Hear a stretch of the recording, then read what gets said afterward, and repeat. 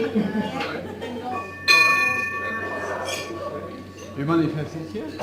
everybody, thank you for coming out this evening, and thanks to Jim for helping fix the bar.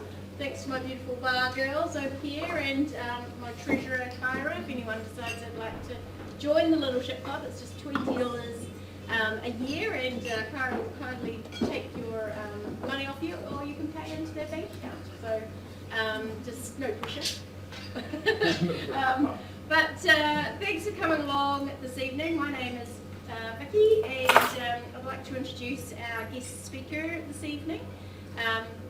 Lynn approached me a few months ago and said that asked if I was looking for some speakers about interesting sailing topics, and Lynn's definitely got some interesting adventures that he's had over the years. I think you said it was 40-something years ago that you'd first set sail, and so it was hard to nail him down to a topic to talk about, because of course he had so many exciting adventures. But we're looking forward to hearing about your suggestions of badass ways to fund your cruising lifestyle, and I'm not sure that all of them maybe are legal. But we're sure we're about to find out. So thank you, Lynn, for coming along. Thank you, Vicky.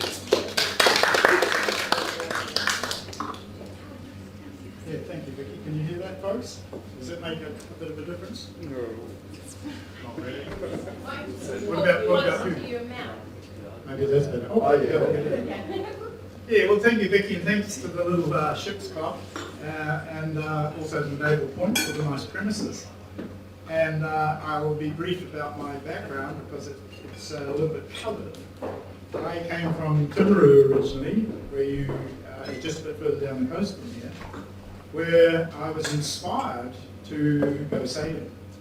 And the reason was not from the things that you normally think about, but I was cuddled up in my winter bed quite often reading sailing stories, and I'm going to show you some of the faces of the people who inspired me to get off my butt and go and build a boat and go sailing around the world and chase the adventures that I learned from these guys.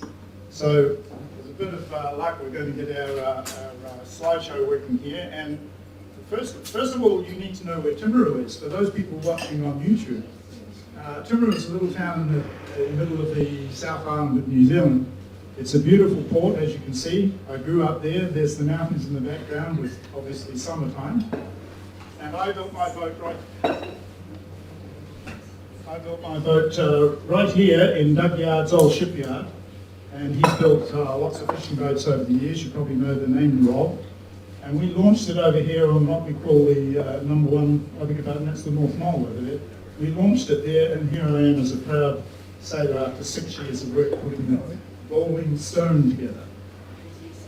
Now the Rolling Stone had an interesting name, of course.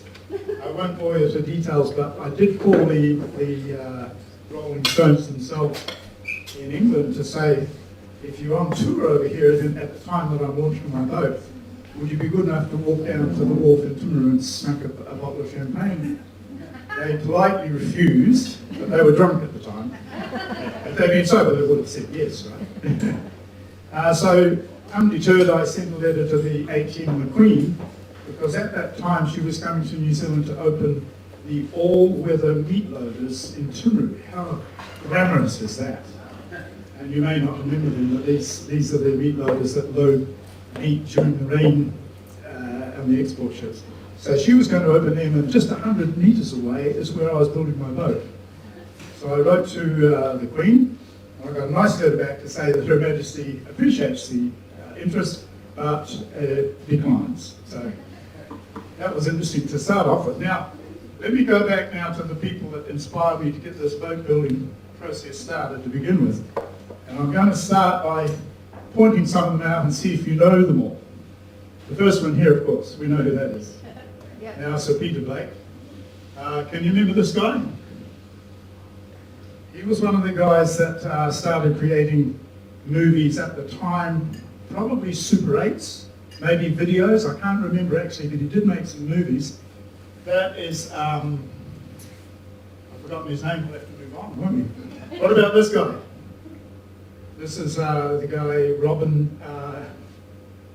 from The Dove, Robin Graham.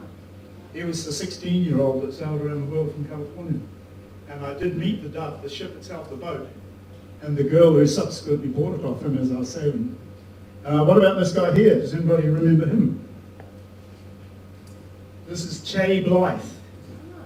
Che Blythe is, and all of these guys had written or put some documentation together about their lifestyle. So that's what I was reading in my bed in Timbru in the middle of winter.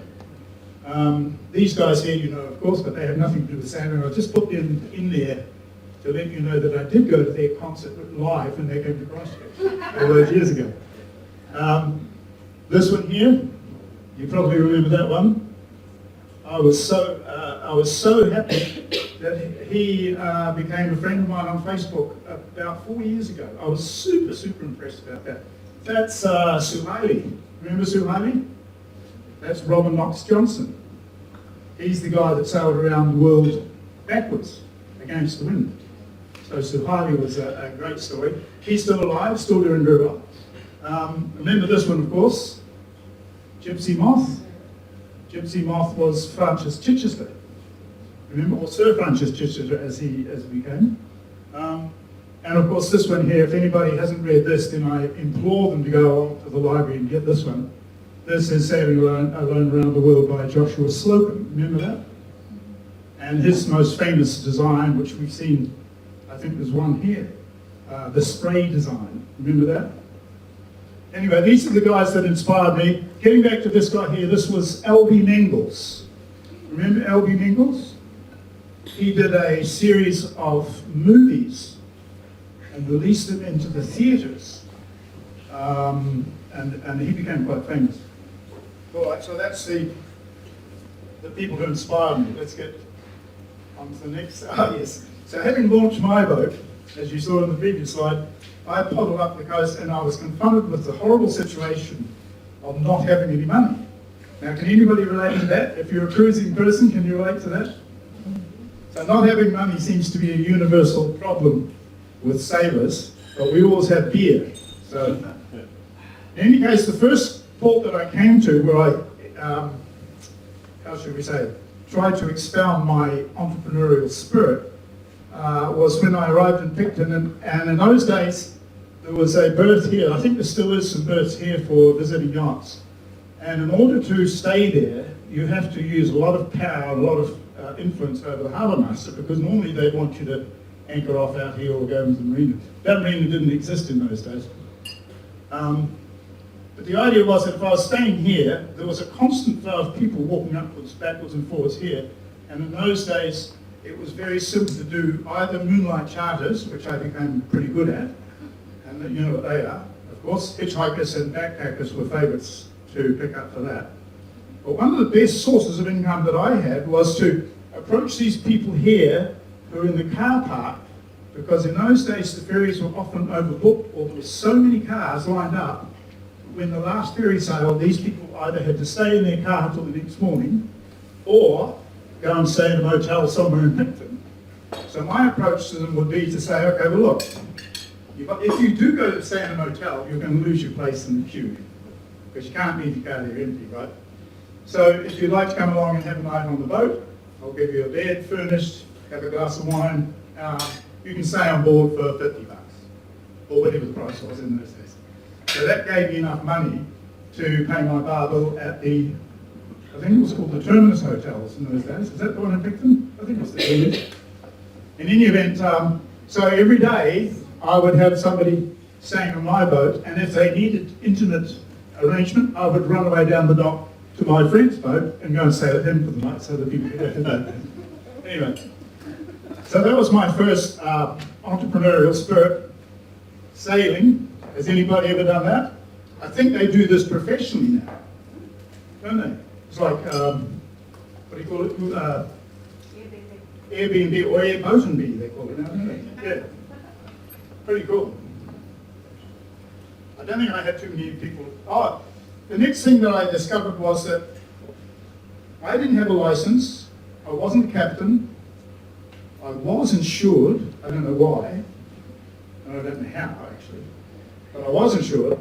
And so by the time I made it across to Australia, I figured out the best way to make my life easy was to somehow or another leverage my boat ownership so that I didn't have to work. Running trawlers, working on building sites is not pleasant. Working as a fisherman is not a pleasant thing to do, even as a deckhand. So, when I came to Cairns, I discovered that this Raging Thunder people were famous for parties. As an avid party goer myself at the time, I felt that we had to get involved. The way that worked was this.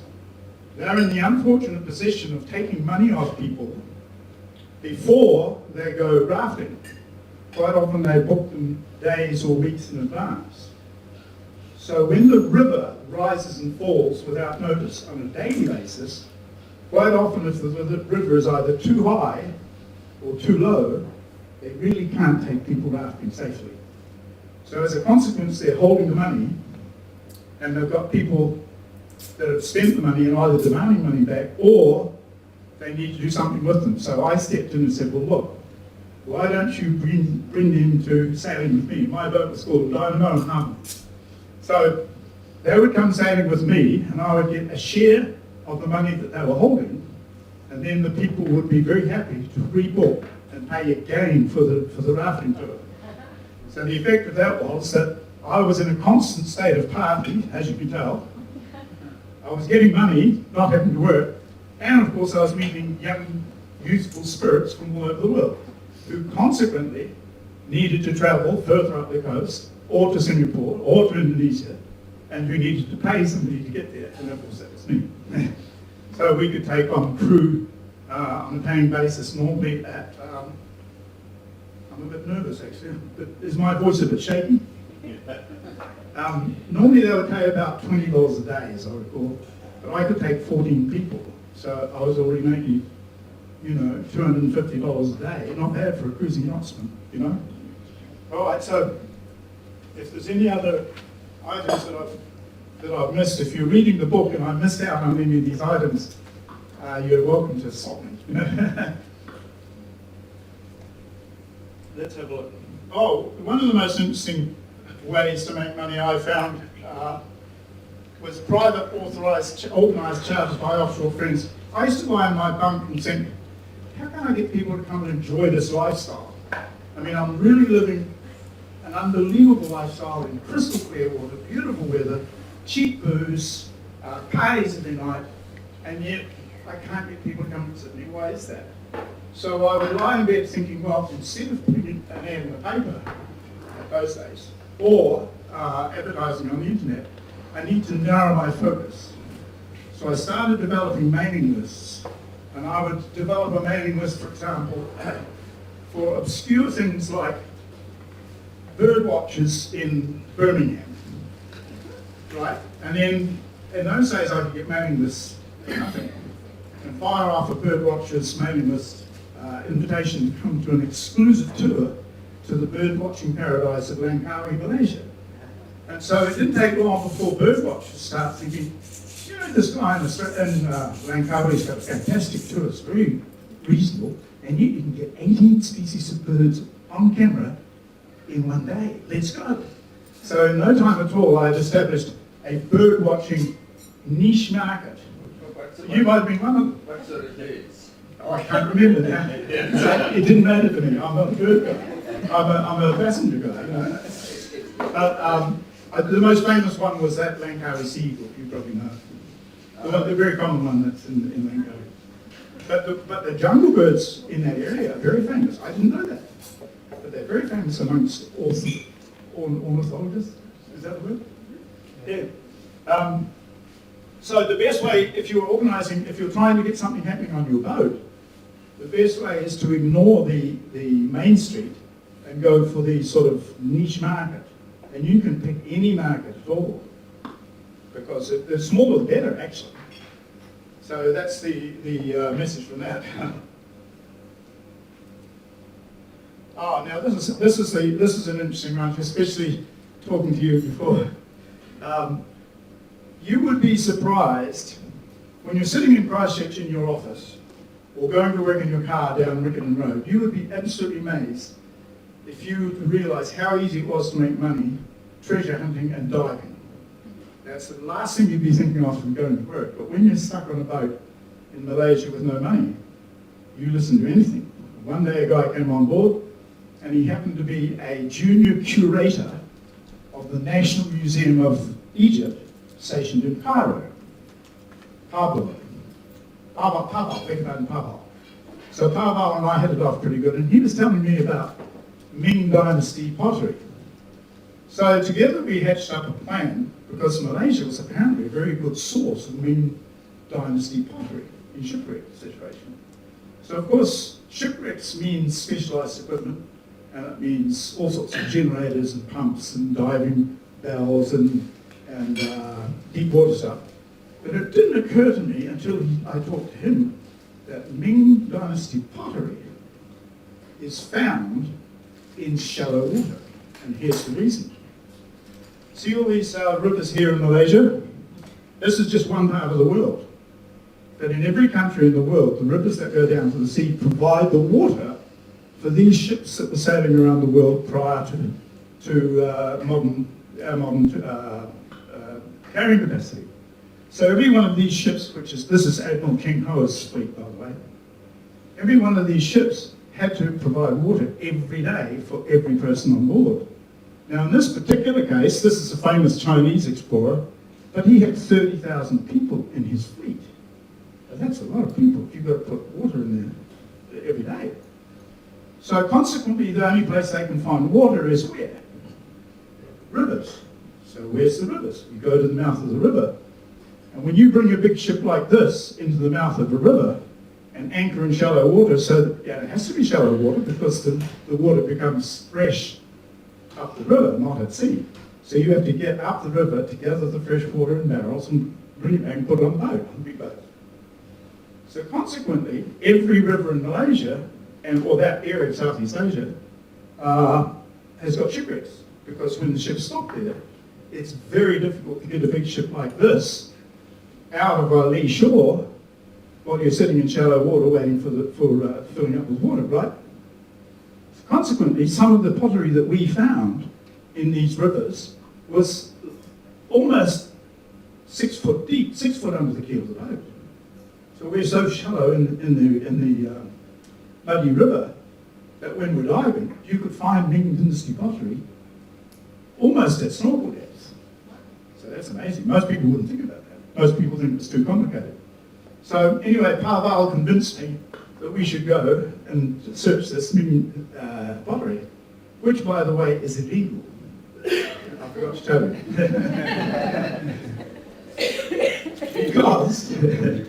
because they're national treasures.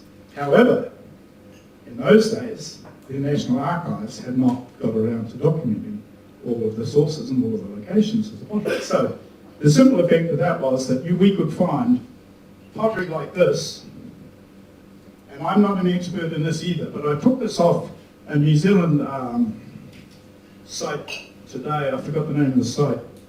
But a pottery piece like that would sell in New Zealand for $48. A Chinese Ming Dynasty, this is Ming Dynasty pottery as well.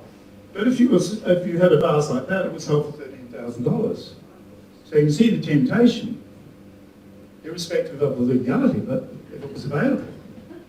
So to cut a long story short, we went and anchored off the river in Malacca, and I had hitched up a sort of a blowing pipe that we put out the porthole on one side of the boat, and we had to keep the boat anchored away from the shore so that the inspectors would not see that we were diving. So the end result of it is that we managed to recover a bit of this pottery, and Babal took it down to, the only legal way to get rid of it is to take it down to Sotheby's in Singapore. Because if you take it to Malaysia, of course, that's illegal.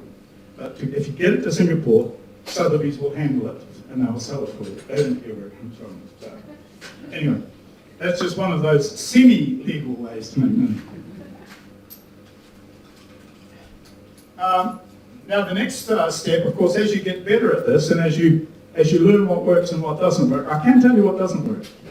Selling artistic materials or selling paintings or knickknacks from the deck of your boat does not work. Doesn't matter how many braided knots or figures of eights or monkey's fists that you make and varnish and sell on the deck of the boat. There's no money in it at all. So as I get better at this, going through the various activities, including commercial fishing, the most desirable one is to get to a place where you become a fully licensed operator in a destination that's desirable and set up shop and get into business, which is what I did.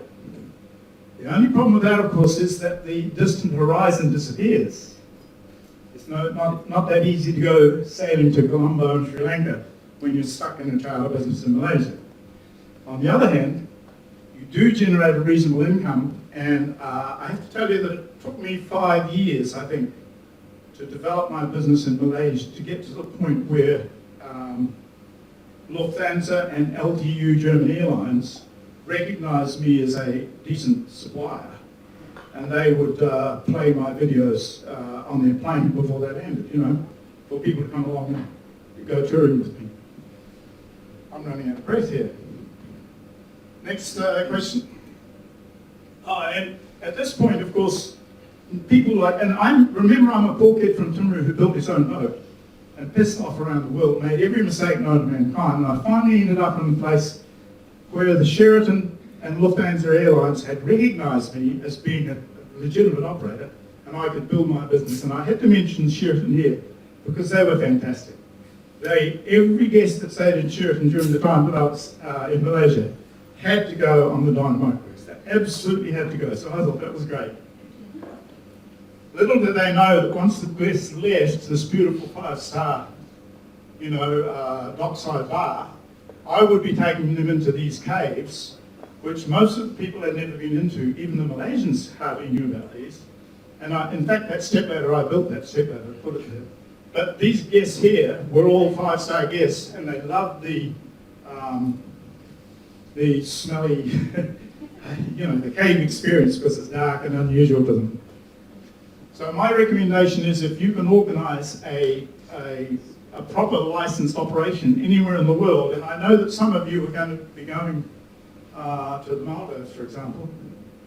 Some of you have been to Rarotonga. There's opportunities in Rarotonga, Maldives, Seychelles. There's still opportunities in Malaysia, Singapore for these kind of tours. So if you've got ideas of doing that, give me a yell. This is something that I thought, I'm not sure about this, but this is actually my boom net. I was running out of ideas what to do in Malaysia. I was south of Phuket. Phuket has got beautiful clear water, as you know. Malaysia has got no clear water. It's clean, but it's not clear. It's shallow, it's muddy. So you're somewhat limited in what you can do with tours. So I had to imagine anything and everything. So the best that I could do is I had my boom strung out from the mast, tied up on the bow, and I used to call this boom netting. And I just told the people all day because that gave them something to do. Otherwise, I had nothing. In dirty water with not much going on, I had to dream out something. That was one of the ones. Looks like human fishing. Human fishing. Getting on to into another method of making money while you're sailing. That was a bit glamorous, that last one, and that served me well. But I do remember that when you're sailing in some of these areas, you become quite unique, and I mean less unique now than you did then. There's a lot more sailboats out there now than there used to be, but you're still regarded as being a little bit interesting. So when you're, in the local pub or walking down the street, there's a tendency for people to want to know you, and that's quite good for the ego, really. So you get all sorts of things, and you can elaborate and tell bullshit to your heart's content, and the bigger lies you tell, the more believable they are, to be truthful. So, but one day I was in a situation in Malaysia where a guy walked up to me and said, Captain Lin, we have a problem. And I said, oh yeah, I think we can solve it. Whatever the problem is, we can solve it, no problem. And he said, look, the Sultan of Kedah is in a very difficult situation. We're having a big snake festival in, I was going to say Kedah, I think the state is not Kedah, but anyway, he's having a big festival, and he's got people from snake charmers, snake handlers, from all over the world coming, including Indonesia, India, Bahrain, Egypt, and It's advertised as an international festival, but there's not one single white person. Do you know anybody that knows would like to help Sultan Maqueda solve this problem? Because it's going to be a big deal. Lots of people are going to be there. He'll be embarrassed if there's no white people charming snakes. And I said, well, you go back to the Sultan Maqueda, just let him know that by chance, he stumbled across the only guy in the whole of Malaysia that knows personally every snake charmer in the whole of Southeast Asia. And they're right here in Malaysia now. So away he went back. In the meantime, I ran back to the yacht club and said to everybody, okay, I've got a deal for you. And all the broke yachties say, yeah, what's the deal? We're going across to the state. I did say Kedah, but it's not Kedah. We're going to a snake handling competition, and I'm going to give each one of you that wants to come with me 1,000, I'm going to say dollars, but that's not correct. 1,000, what's the Malaysian money? Rupiah. Ringgit. 1,000 ringgit. Give you 1,000 ringgit to come along to be part of the snake charming competition. A couple of people stuck their hands up. I remember one guy from Austria, very funny. A couple of other guys stuck their hands up and said, yes, we'll come with you. So away we went on the ferry to the state and became snake handlers. As you can see, that's a cobra. That one there, one of those is a cobra. The idea is that you have to lean over the cobra and kiss the back of its neck. And so, very horrible thing, because you can picture myself knowing that I've already got $4,000 in my pocket from them. I've got $1,000 out. So I've got $5,000. I've got to spend $1,000 for the yachties to come along and do this. And when we went in the bus into this big stadium, I can't say how many people, thousands, but not dozens, maybe 5,000 people on the stage, and all of these people there is such a thing as snake handling. I didn't realize this. There is such a thing as snake handling. It's like football for the Indian operation, you know. So in the finish straight, we walked into the arena, and I remember at the time thinking, interesting. This huge marina, and we're going into the bus under the underpass, and I thought, I do declare that Malaysia is a Muslim nation. I do declare that I and my friends are Christians. I do declare that it would be very much fun for them to see somebody bitten by a bloody snake, especially if it was a Christian. Wouldn't it be fun? That flashed through my mind, and I thought, oh, well. I didn't say anything at the time. Fortunately, that wasn't the case. It was quite genuine. The winner was an Indonesian guy, and we collected our money and went back to Langkawi. All was safe. So if you ever get in the situation where, because you're a yachty and you're a little bit unusual in the arena, quite often you'll be tempted to do things because you've got a boat, or because you're a little bit different, or because you've got some exotic aspect about you that somebody might pay you for.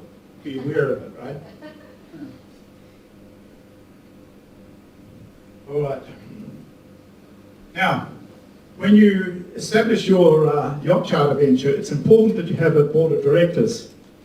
Now, I just wanted to put this there because this was my board of directors for the Dynamite Cruises of Malaysia.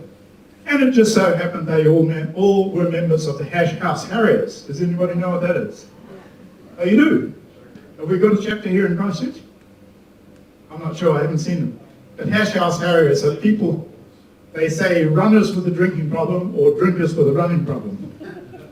And so the House Harriers became obviously that was my bar there on the beach, and the House Harriers became a very good source of income. So the idea is they meet every Sunday night. You go for a run, the hares run before you and make a trail. And the objective of the House Harriers is for everybody to cross the line at the same time. So if you're the hare setting the trail, you're supposed to put diversions in there so even unfit people and fit people, old, young and otherwise, drunk, sober or otherwise, they all end up crossing the line at the same time, so it's not a race. You know what I mean? It's a social event.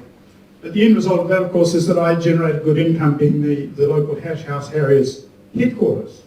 That's something else. If you're cruising around the world, become the local headquarters for your sport of choice. Harriers is a good one.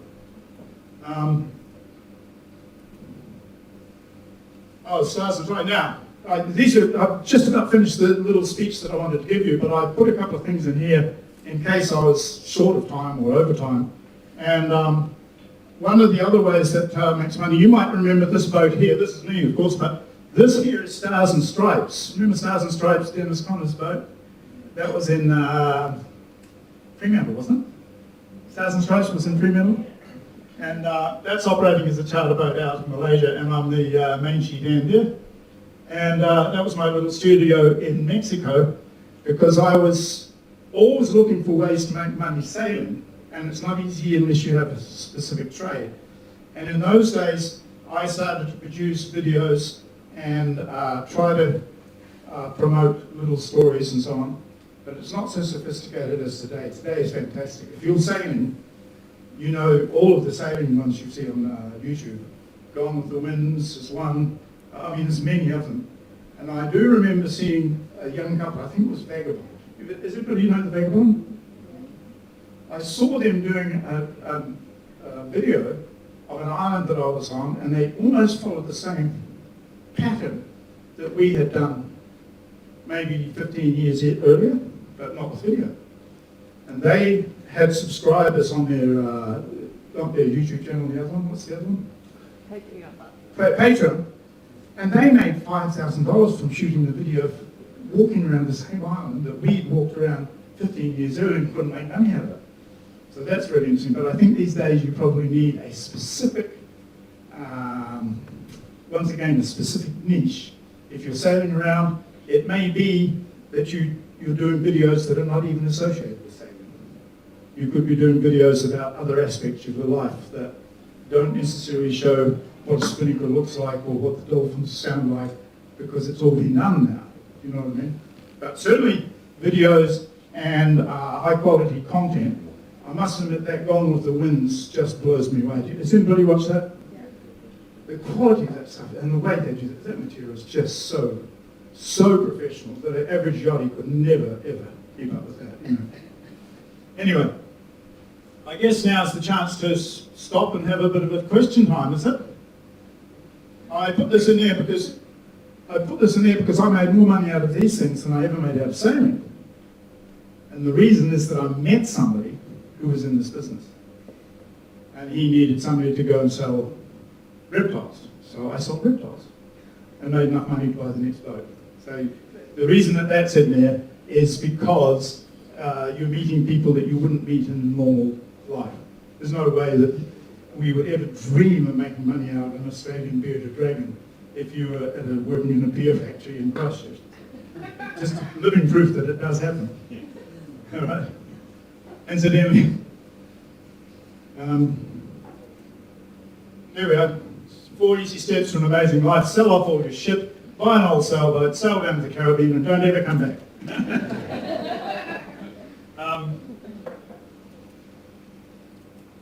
While I'm here now, I should shill, because everybody's going to make a living. Here's my chance to appeal to you. If you know anybody who's looking for joint ventures with yachting or sailing in mind with resort owners or operators, or if you have anybody in the slightest bit interested in fractional yacht sales, if you have anybody who you know in a position of influence who creates cruise ship companies' itineraries, if you're looking for purchase or sale of high-value yachts in cryptocurrencies of any description, if you're interested in the charter yacht business, or if you're interested in yachting, sailing, charter in Spanish-speaking locations, then I'm your guy.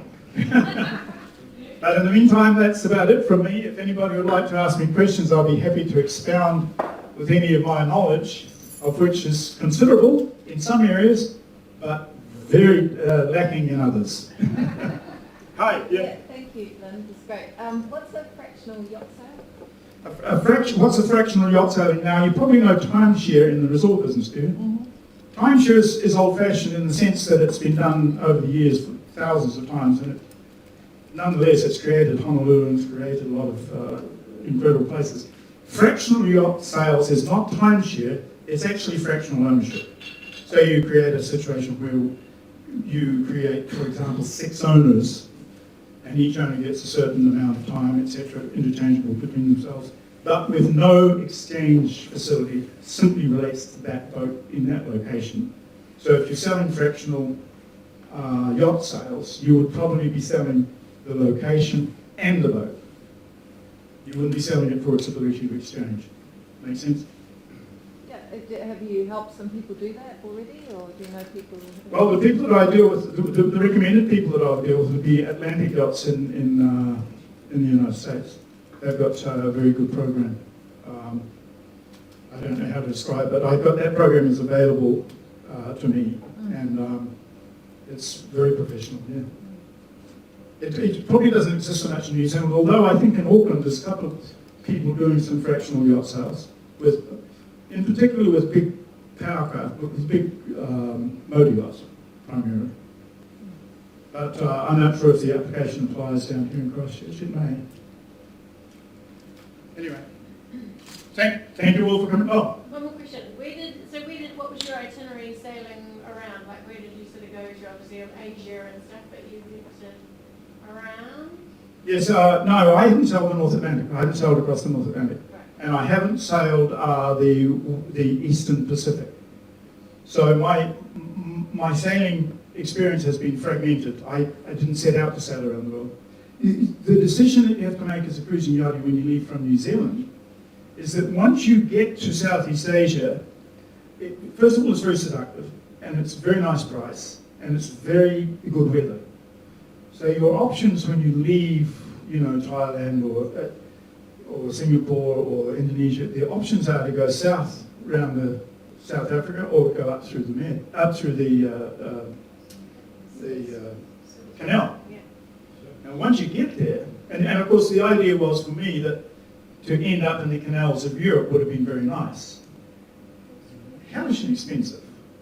And winter times come, and tying up alongside docks. Altogether the cost of me maintaining my boat, I did it the other way around. I somehow or another finagled a delivery job to deliver a yacht from the UK out to Australia. So I came through the canal, so my sailing was in a different yacht, delivering it back to Australia. So it saved me a lot of money. I think is that the answer to the question? Yeah. If you're going to Europe, yes, you're going to need to have much deeper pockets than I ever had. I was the smell of an oily rag, really. I was a day-to-day basis. I welcome any other questions, though. You speak Spanish, obviously. Yeah. Any other languages that you recommend? That you sort of, For sailing? yeah, well, going and travelling around. I'm not sure. English is pretty much the language of choice in most places, especially when you're dealing with officials. I mean, even the most down-to-earth customs official in most places, or immigration official in most places, would have an English translation if they didn't speak it themselves. There would be an English form to fill in and so on. But for general communication with the population, Spanish and English is the only two that I know, really. Well, that's the only two that I could say that I speak fluently. But for example, unless you're going to live in Thailand, there would be no need to learn Thai. If you're going to be there for a few months, don't even bother. But if you're going to live there, then yes, you would want to learn it, yes. Yeah.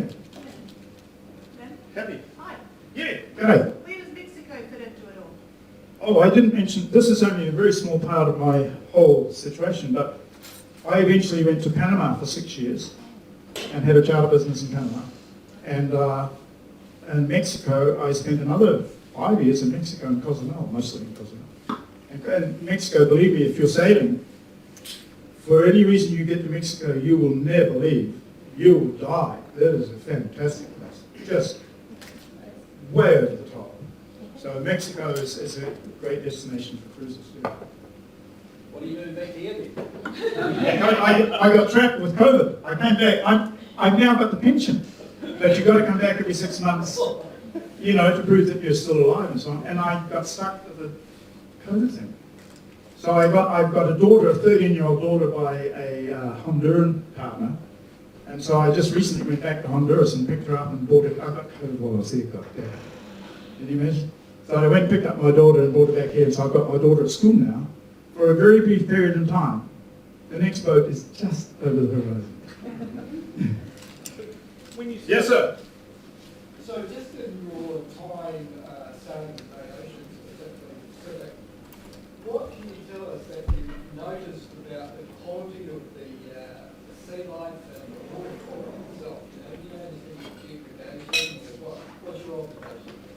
Well, actually, I do remember in one of these books that those guys wrote years ago, they used to do round the world sailing, and they'd put in their written logbooks in those days, ppms, pieces of plastic per mile. And so I think that even now sailing on the high seas, you would be very hard pressed to find a patch of the ocean where there is no pieces of plastic per mile. So I don't know whether that's increased or not over the years, but certainly in my experience that no matter where you are, you'll probably see a piece of plastic in a given mile. But I am told that the Australian Barrier Reef has recovered substantially since it whitened over, like in the last 20 years it went through a whitening process, a bleaching process, but apparently for some reason contrary to sort of theories, it's starting to brighten up again. So I must say, no, I can't say anything bad about. I'm always disgusted by Southeast Asian beaches. They're just trash, trash, trash. It's just horrible. I mean, Indonesia is unbelievable.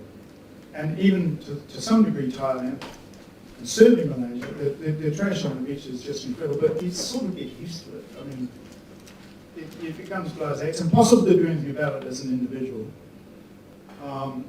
And in Cancun and Cozumel and other parts of the Caribbean, that sargasso weed, are you familiar with that? Yes. That's very bad. I mean, the whole coast of Playa del Carmen to Tulum and Cancun it smells the whole city, I think. But I don't know what causes that. Still bloody great though, out there. Yeah. I've got a two-pronged question. Yes, mate. So you set up your charter companies in Panama and Indonesia and things. What makes you leave? And do you sell it when you leave? After I set up a charter company in Panama or Malaysia or wherever it was, Singapore, wherever, two questions. Do you sell it when you leave, and what makes you leave? Right? Life changes. Life, shit happens. And selling is a good idea. Yes, I sold Malaysia. What did I do in Panama? In Panama, no, I tell you what, in Panama, I had bought the Remax real estate franchise. You know Remax? It's a real estate franchise. I bought that franchise. So I was involved in the Remax real estate business, and I had a yacht. I had a 40-footer at that stage, and doing sunset charters. But the collapse of the American house market meant that I really didn't make any money from my real estate office. So when I left Panama, I hadn't made any money to speak of at all. In Mexico, no, in Mexico it's still going. One guy's operating boat. I had no interest in it before. One guy's still operating the same charter that I started. Yeah. Any more questions? Very good, thank you. That was fantastic. Thank you, Lynn. And it's awesome to hear. And I was going to give you a bottle of wine, but don't drink, so I'll get you another. We get to say thank you very much for coming along this evening. So it was great.